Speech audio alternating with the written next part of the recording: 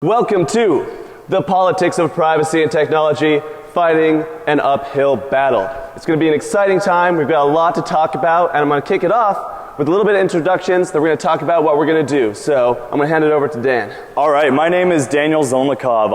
I'm a representative out of the state of Montana, so I serve in the state of Montana in Helena.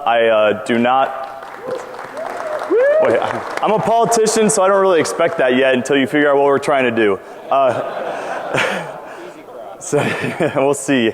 Let's see, really quick, just the basics of why I ran for office. I ran because I don't like what's happening in politics. Everybody runs for that until they realize how the game works.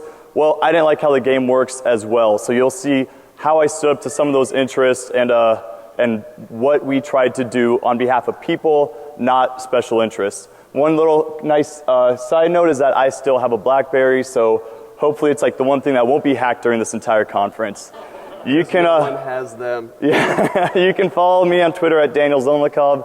Last little quick note is I'm originally from a town called Roundup, Montana. 2,000 people in like a 30-mile radius. This is probably about the whole size of my town in this room right now. All right. And about myself, I am not a politician, but I hang out with them. Thank you. I'm done. I'm a hacker. I break things, just like you guys. I run a security consulting firm in Bozeman, Montana. I know you guys are thinking, what do you hack out there? I get on the plane a lot, and it's the internet. I can do it from my pajamas. So we have a lot of fun. It's great being able to ski and adventure and hang out and then go home and, hack hospitals and stuff. So it's a good time. I adventure a lot. I tweet under Subsector Corp. I get to do a little bit of public policy, as was this speech, working with Dan, helping people out, doing a little bit of training, and a little bit of speaking. So we're going to kind of just jump right into this. What do we want to talk about? So we did a lot. Dan and I are here to talk to you about a little bit about information and politics in Montana.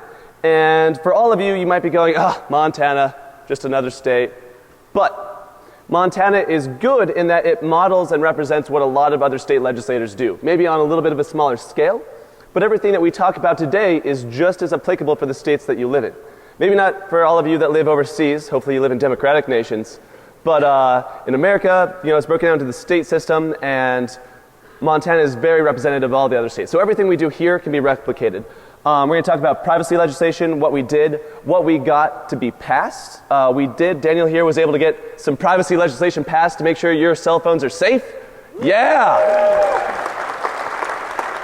But we tried so much more, and that did not pass, but we realized what we need to do to get privacy legislation passed in Montana. So we're going to talk about that and our future goals. Okay, so really quick, I'm going to talk about Montana and Montana's legislature, kind of like what Eric spoke about prior.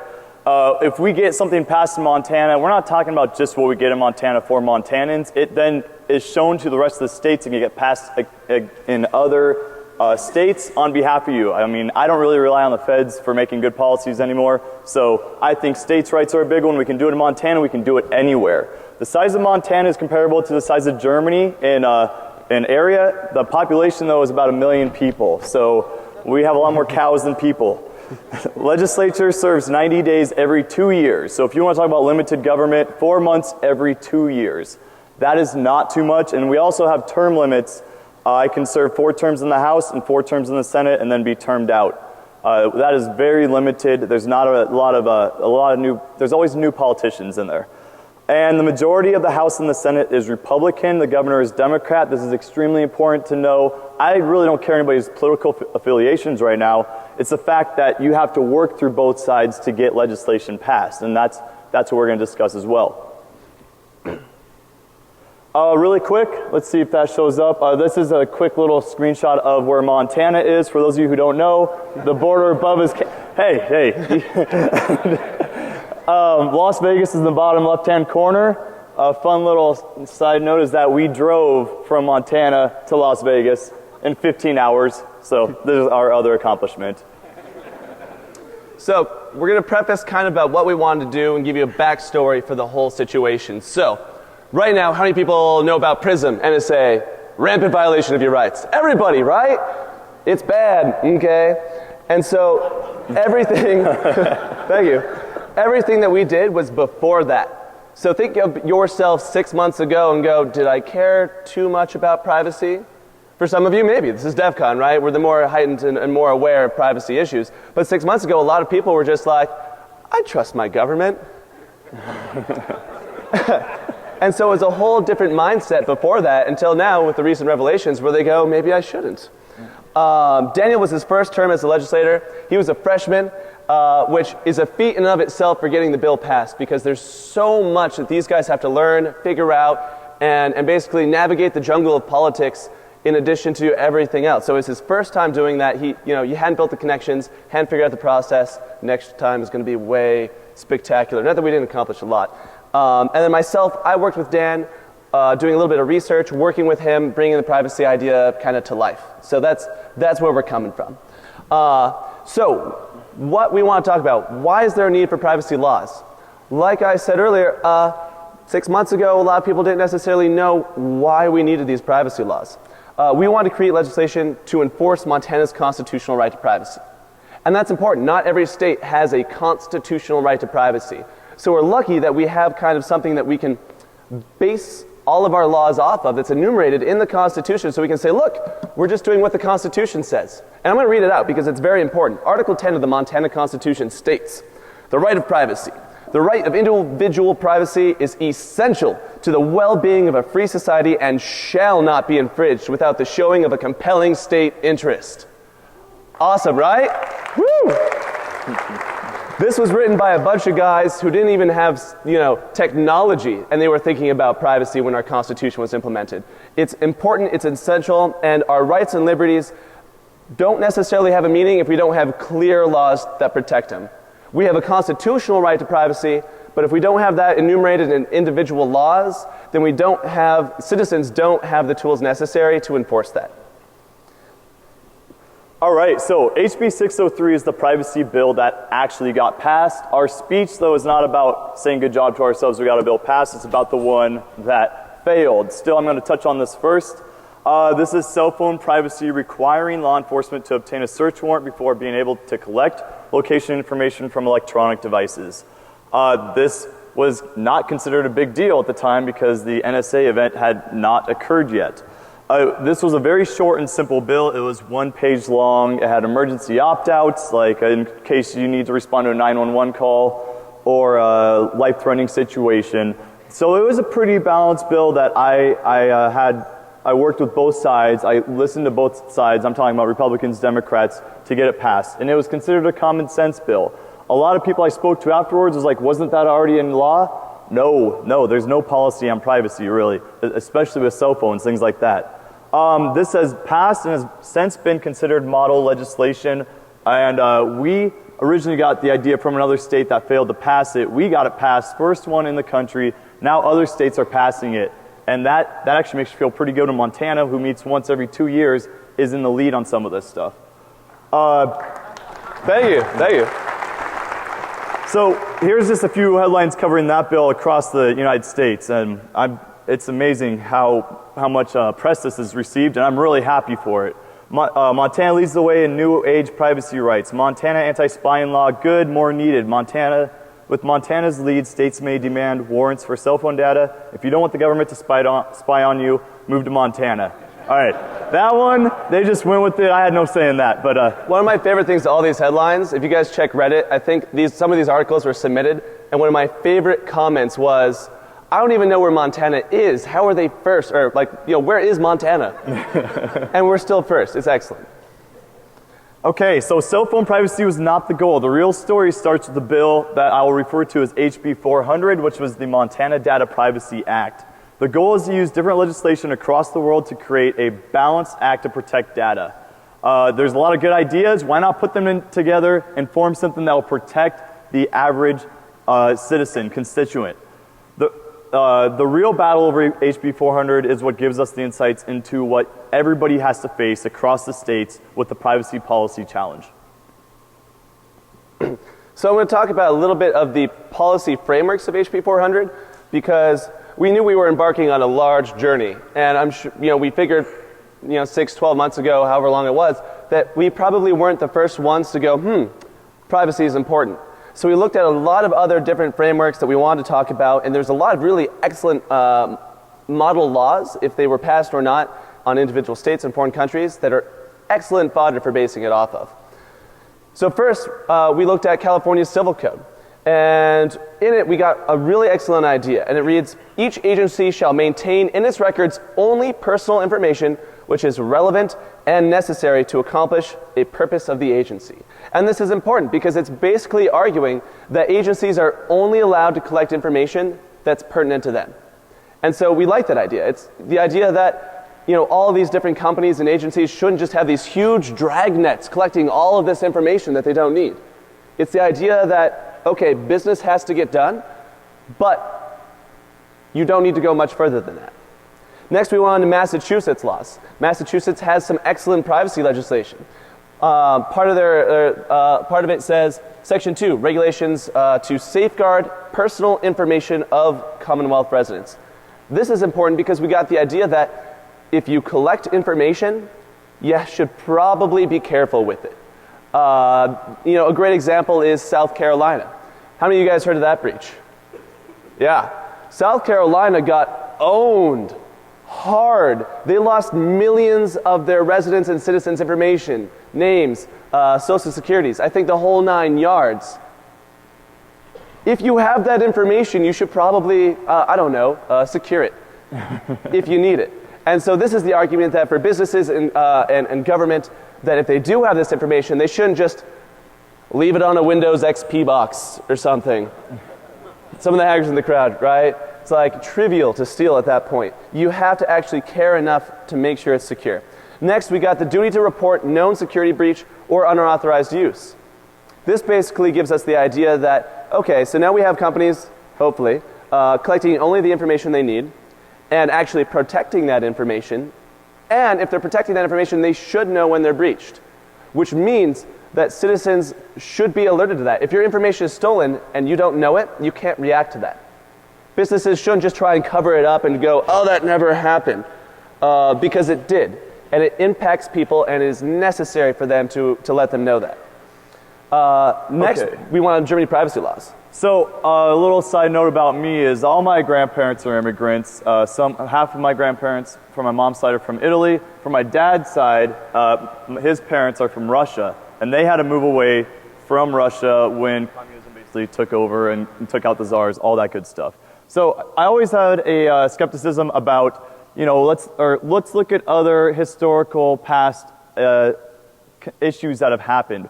What's happened in other countries? Why is it bad? How can we learn from it? I think it's really good, especially if I'm setting policy, to be able to have a little insight into history to make sure we do not repeat our mistakes or other countries' mistakes.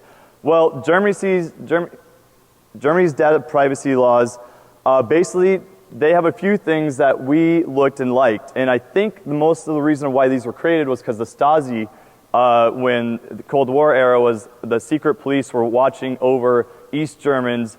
It was collecting all this information about them. It was the secret police. So from what I understand, these laws are put in place to protect the German citizens. And that includes preventing organizations from collecting any personally identifiable information without obtaining permission from an individual.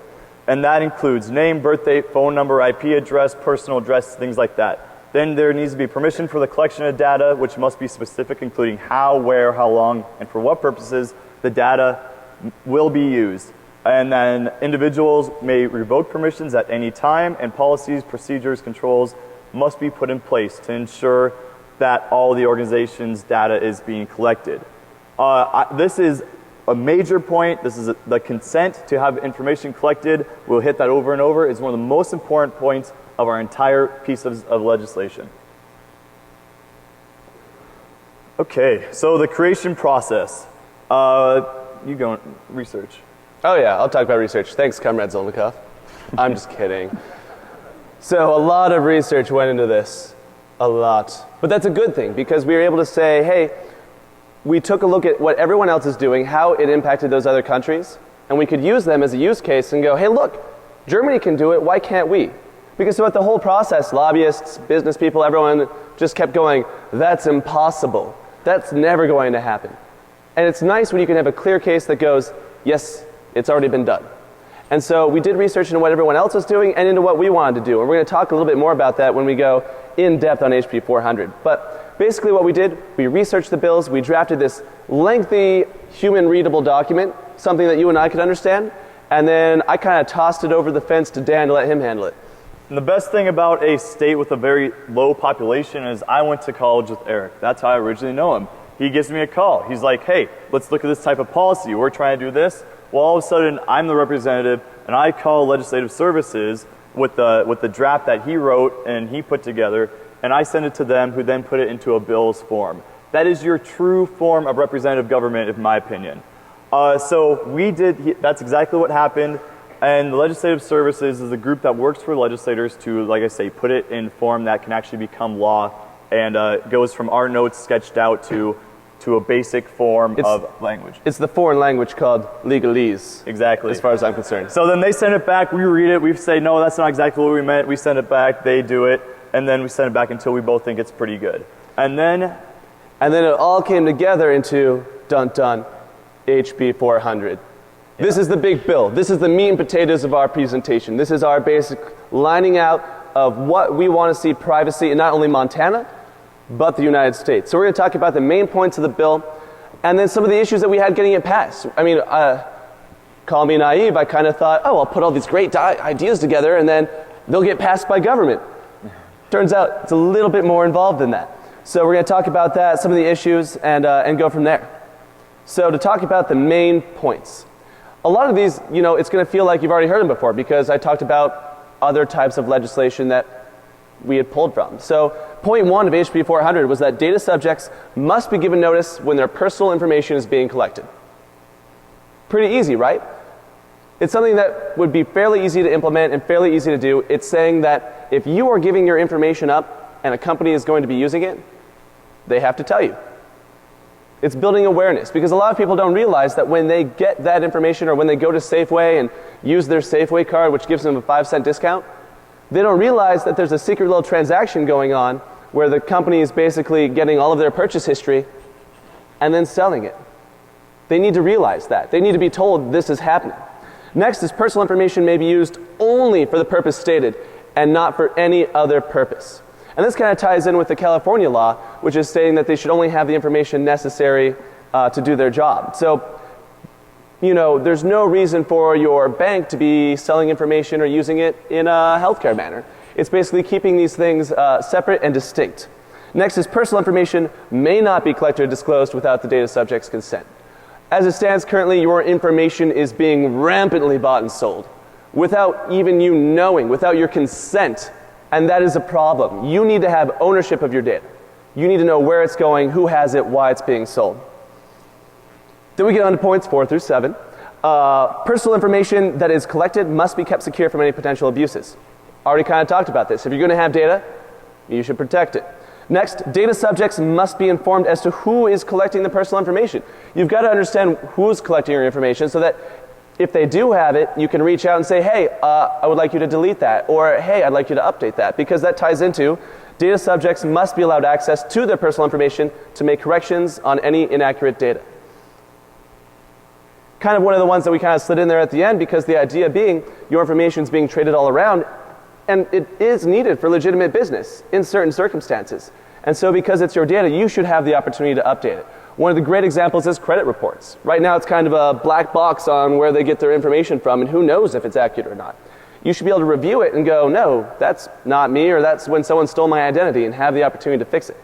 And then we jump into data subjects must have a method available to them to hold data collectors accountable for following the principles in this section. And this is one of the most poignant clauses in the entirety of this. It's saying that people now have recourse for when their privacy is taken.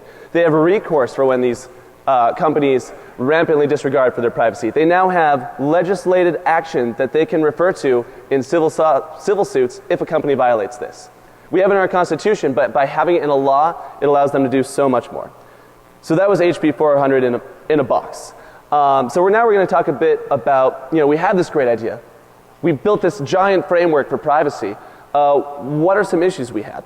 One of the biggest ones was definitions. And then we had opt-outs and extenuating circumstances and a little bit of things with small business. One of the biggest ones is definition issues.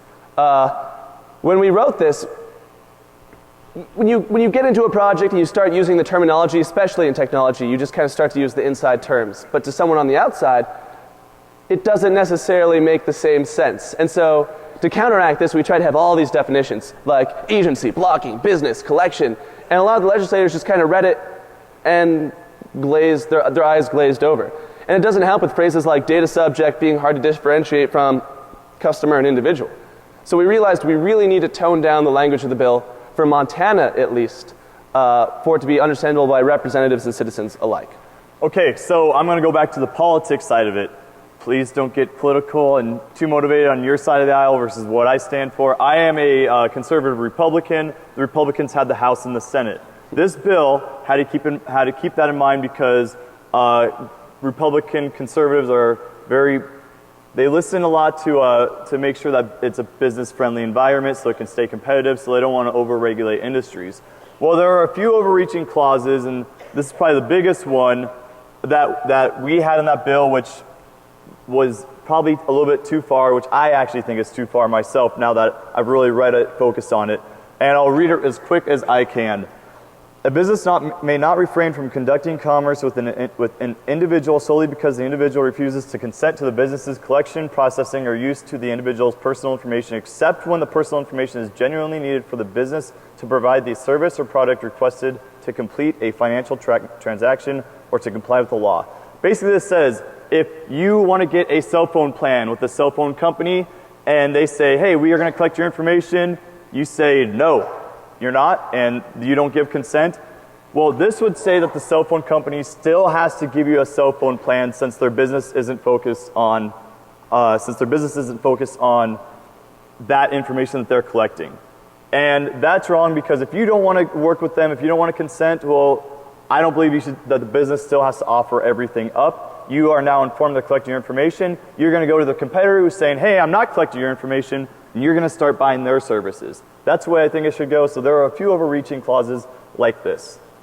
Another one was the small business burden. Can small businesses comply? Say we have a local mom and pop shop that collects your information, your address, your credit card information, whatever. There's some things that they're collecting. Well, do they have the ability to have it all secure? Are they putting it in a secure location, or are they keeping it on their desktop, which they also use with the business on an Excel spreadsheet, which could easily be lost? I'm not going to say, yeah, this is really important, not important, that I stand for, that I'm too concerned on either end of it, because this was really a philosophical conversation that we were having in the House. Does it hurt smaller business? Well, the question is, should they be getting information and collecting it if they cannot keep it secure? One of the many issues and points that were brought up. Okay, so now we're going to talk about, from the political side, the people issues that I had to deal with. This includes leadership issues, the extensive pushback from lobbyists, my favorite part, the fact that it was considered too long at 26 pages, and that the representatives didn't really understand it or read it. It's not all doom and gloom, though, because Daniel does have a really nice slide I'm going to hit next for you, just because I like it so much. Okay, so this is the bill. We have 2 days to get, or the first page of it anyway, we have 2 days to get signatures put on it. I received 37 signatures from the House and the Senate. Out of 150 individuals, the senators and representatives in Montana, I got 37 signatures, about a fourth, who were supportive of this. This was on both sides of the aisle, and I didn't get to talk to everybody. I was trying to speak to members of the Appropriations Committee where I was trying to get the bill put into so it could be heard in that committee, so it had a better chance of surviving. I wasn't completely idealistic thinking everybody would like it. I knew the committee would have to go to get it passed beyond so it could then get heard on the House floor and then sent to the Senate and hopefully signed. This was a really good achievement, believe it or not. This co-sponsors, it means they may not support everything in the legislation, but they support the idea of it. And that's one thing that's great about Montana. Both sides of the aisle, some of the people who would not be in the same room together unless they're forced to, have their names on this bill. Okay, leadership issues. Conservative leadership was in the House and the Senate. I'm in the House, I'm a House representative.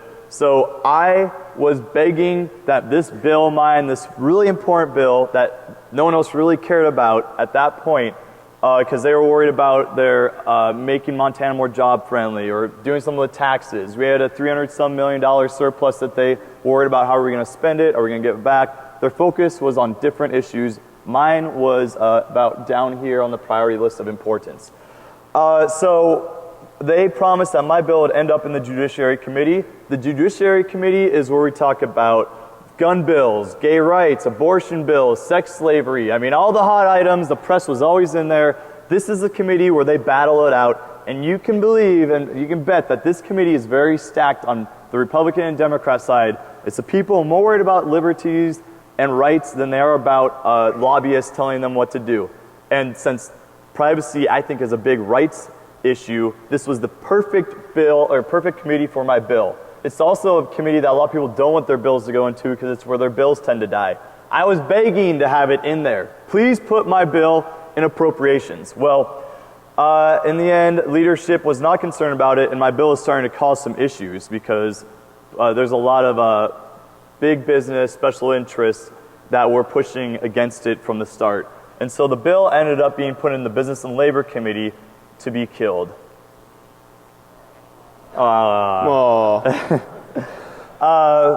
we're going to talk about the lobbyist side of things. I do not really like lobbyists or a lot of special interests.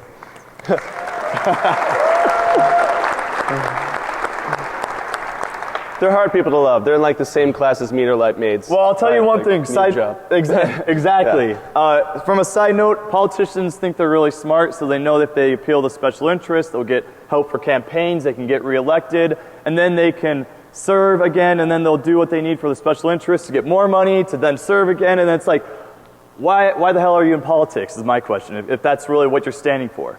Well, I had some issues with them because some of the representatives in Business and Labor Committee especially serve as easy votes to their sponsors, aka lobbyists. They're like, this isn't my issue, I'm serving because of one big issue, so I'm going to do what you want along the lines for all these other ones. They hear a bill's bad, they're like, oh, here's 3 bullet points, it's bad, it grows government, all those things, I'm going to kill it. Well, this was painted from a lot of the bigger lobby groups as more regulation and growing government. It was a bad bill, and as a conservative Republican, they were just painting me as a rhino, a sellout, a moderate, like, oh, Daniel, this is just bad legislation, and we need to get rid of this. And in reality, they were concerned about losing the ability to profit from consumer information. They make a lot of money from it. There's really no standards. So they don't want standards put on it yet. And this is the conversations that some of us had behind the doors. The funny thing is we're trying to put standards in place that will protect the business instead of saying it's illegal to collect information like some individuals want to do. We're just trying to have a balance to make sure people have their rights involved. Well, they didn't want any of it because at this point in time, they can have the pushback to kill some type of legislation. I obtained a very quick reputation with my quick tolerance for lobbyists, and I learned later on from a nicer older gentleman who's been around the block that they called me the Mad Russian, and I guess they were kind of right in some regards. Okay, so also the understandability problems. Partially a generational problem. Politicians tend to be old. I'm 26. I'm serving in the House of Representatives. So young Democrats and Republicans knew what we were talking about on this privacy issue. They knew how far technology has gone in the last 10, 15 years. I mean, I am not a techie guy. Ironically, I'm speaking at DEFCON. Eric is the guy I rely on for that. But even I understand that this is a big issue that we need to work on and at least protect some rights if we can. That's the way I'm looking at it. There were older representatives in there on the Business and Labor Committee who helped kill the bill in the end that barely knew how to use computers, that didn't have a smartphone. I mean, some barely use their phones at all. It was very interesting that they're the ones that we're trying to appeal to and they don't know what we are talking about. Also, there's a lack of awareness on the privacy issue. Not an important issue. There are bigger issues. Like I said, we had $300-some million to spend. That's a lot more fun spending other people's money than trying to protect people's rights. Here's a really quick story I'll have on the side. There was a bill that we called the Facebook bill. It was more than just Facebook. It was It would prevent employers from collecting employees' login information, passwords, things along those lines. The city of Bozeman was doing it for a while until they got sued. There were other organizations saying, hey, you want to work for me? I need your login information, your password, so I can search through your email account, search through your Facebook. And to me, it's the same thing as, hey, you want to work for me? I got to search through your house and your underwear drawer first. It's a little bit too much. So we're just trying to put some guidelines in place. It passed the Senate 48-2. It got killed in the Business and Labor Committee.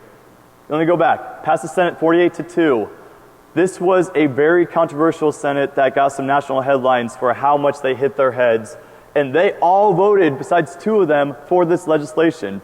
Business and Labor Committee, it goes to there. The business lobby tells a lot of the business and labor guys this is bad legislation. It needs to be killed. And I heard a story on how there was a guy, a representative in his 70s, from what I understand, barely knew what Facebook even is, not much how to hack it. And he barely knew what it was. He heard that, he asked a younger guy, a younger representative, hey, is this good legislation, is this bad legislation? The younger guy, who appeals to lobbyists and does basically plays the political game, the exact opposite of me, plays it. He told him, oh, this is a really bad bill. This is really bad. It's really bad for business. We need to kill this bill.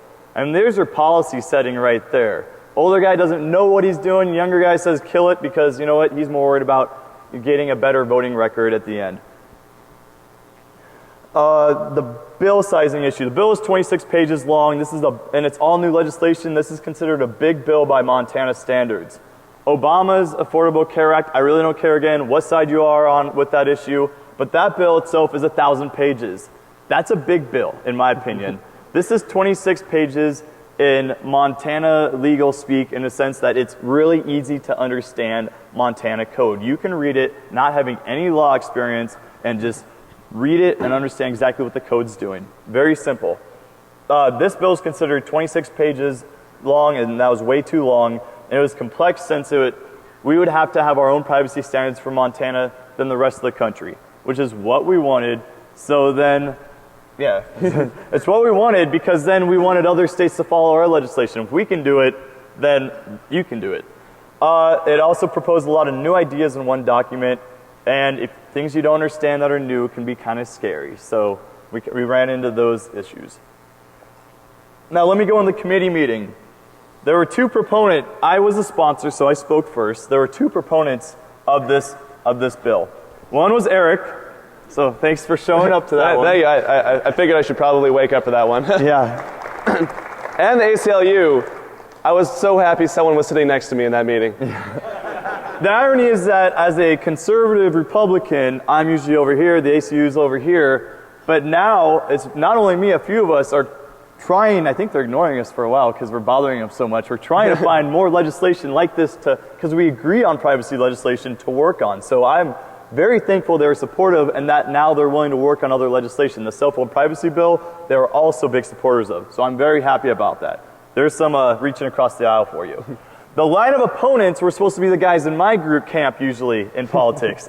And that include the Montana Retail Association, the Montana Telecommunications Association, there are multiple insurance companies, Montana Auto Dealers Association, the Montana Bankers Association, multiple hospitals, the Chamber of Commerce, Montana Collectors Association, and the Montana Data Association. I mean, if that room would have all of a sudden exploded, there would have been no more lobbyists for the business front in Helena. It was so absurd that they literally queued to say the same thing. It was like they were lining up between each other and like raising their hand. It was more than said on why they didn't like it, which was just basically it hurt business. Yeah, well, and as a new representative, I think they really wanted to prove a point to me as well that, hey, if you're not going to be doing what we need you to be doing, then this is what's going to happen. I am a very slow learner, so I guess next time we'll see what happens. Also, the committee meeting, let me just touch on one other thing on politics. Say you are all about privacy legislation. You're with me, you know all about it. Well, as representatives, we deal with legislation across all these different areas. So, how much do you know about farming? Okay, there's a farming bill. How much do you care about it? I'm from Roundup, Montana, and I still wouldn't trust my views on farming to know what this legislation is going to get passed. So, I have to depend on someone else. It's not really my issue. This sounds good. It's a short bill. It's three main points for it, 3 main points against it. I'm hitting 10, 20 bills a day. I'm trying to read, understand, pass. So this was basically their farming bill in that sense. They were not concerned about privacy rights. It's not an issue. It's a non-issue issue. So on the doors, I knocked on a lot of doors for my campaign. No one really is talking about privacy rights, okay? They're talking about money, they're talking about taxes, they're talking about jobs, no, not this issue. So the committee members were pretty much unengaged. So in a roundabout way, thank you, Prism, for bringing awareness to the issue. Yeah. Gotta look at the silver lining just a little bit. Okay, so the end result was that it was tabled in committee. Like I said, it's in the wrong committee in the first place, and nearly all the lobbyists that got along with the Republican side were not supportive of any type of privacy legislation. They're like, well, you know, we want to work with you to get it. When they talked with me before the bill was presented, they wanted to be exempt from it. They don't want it to apply to them. And that's not really what we're trying to do. We're trying to make sure that personal information belongs to the individual.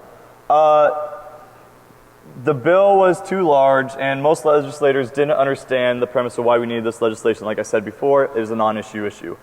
And then again, it was also HB 400 was considered growing government and creating unnecessary laws. I was considered all of a sudden a big government conservative, and I just whatever that they could label it however they want. That was fine. I prefer the nickname Mad Russian for you. Yeah, me too. Nice. So the end result was, sadly, the demise and death of HB 400. But like a phoenix from its ashes, we will rise again with more policy and more effort.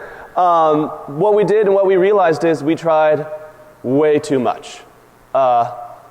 26 pages for Montana is about 25 pages longer than most other bills.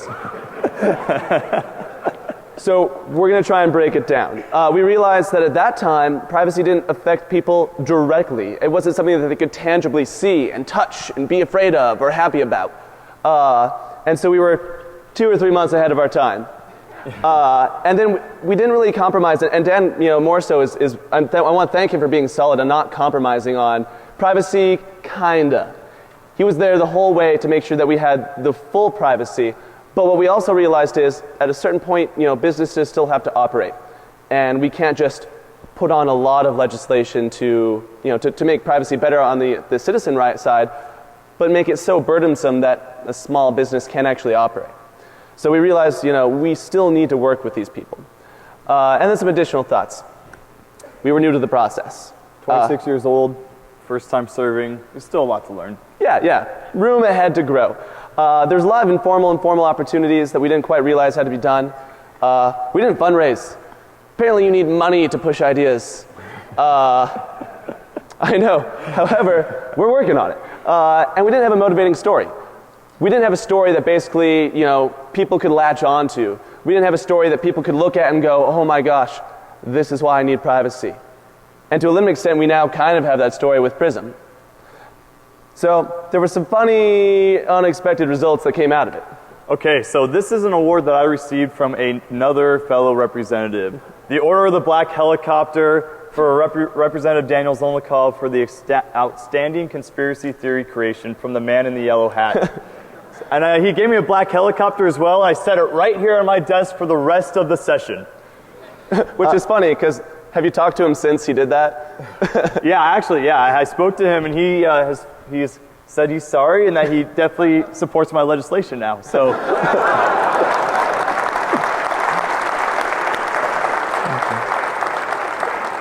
need to buy him a yellow submarine. So another thing was that lobbyists took me a little less serious, or some took me more serious. If they went against anything I was doing, they spoke to me because they knew I could care less on their stances and that I was not okay with the whole special interest thing, not keeping other people in mind. So I get taken a little bit less serious by some who just don't really speak to me at all. Those are the ones I probably respect a little bit less anyway. And then there's some that I talk with and they make sure where I'm at and they see where I'm at. It's a good thing. There's a lot better communications and it's served a lot better. Also, a lot of groups and representatives especially know my views on special interests. I am not serving for that of special interest. I'm serving for what I think is best for people. That's what I thought government was supposedly for. And you know what? My reelection will be a little tougher, but that is why I'm there. And now I'm getting a lot of support, so it's fine.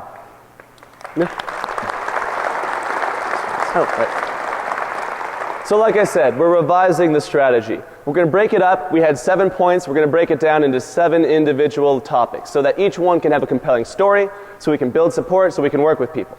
We're going to create clear cases for each new bill. We're going to work with businesses to ensure that they understand our goals and that we understand their hardships, ellipses, to a point. Right? Because at a certain point, business would rather just not worry about it. I've got their information. I'm not going to worry about securing it. And so it's about building a balance. So we have a goal. I'm going to let Dan talk a little bit about it. Okay, consent. It's only 2 pages about, and it's just the first part of the bill.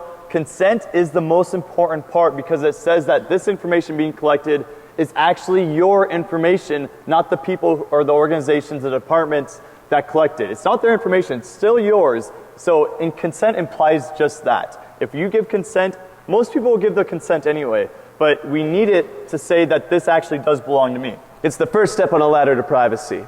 And if there's time, we've got some more laws on the books that Dan has thought about. Really quick, there's the protecting sources of the press. I think this is one of the most important ones. We're playing around with this one still. Thank you. First Amendment. Like I said, we need to start legislating our rights. It's a sad time that we have to do that, but since we've realized that, we need to start today. And that includes protecting the press, and then there's also allowing citizens to disable black boxes from their cars, something along those lines. You driving around, you should not be collecting evidence against yourself for possible future cases. Last one is banning automated license plate scanning and collection for the state of Montana. Yeah! Montana has it. Red light cameras are currently already banned in Montana, so we are just continuing that.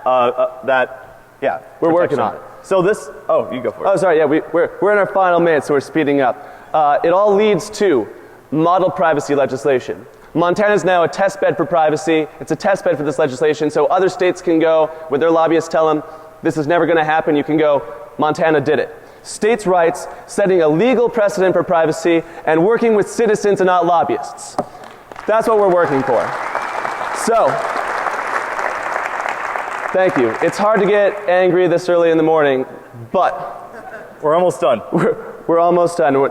And I'm going to read you something from Wired magazine that gets me a little annoyed, a little angered, if you will, and so I think you will too when you hear it.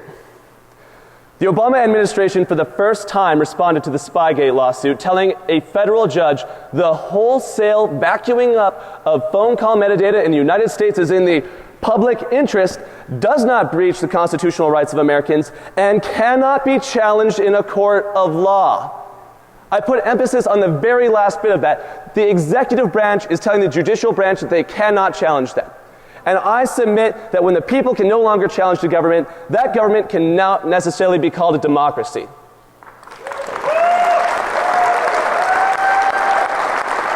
Thank you.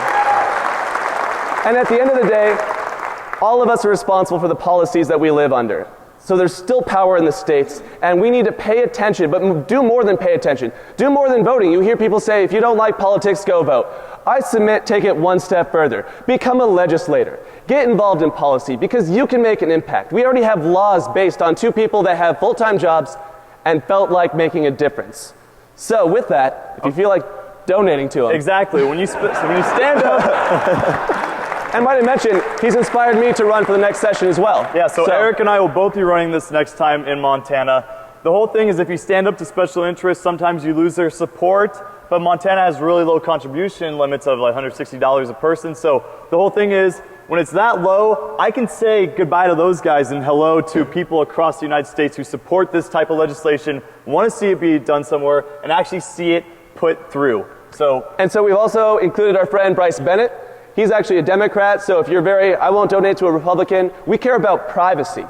That's what we care about. So if you want to make an effort and you want to do something with dollars, right here. Or if you want to contact us and work with us on legislation, we love that too. So guys, thank you. Thank you.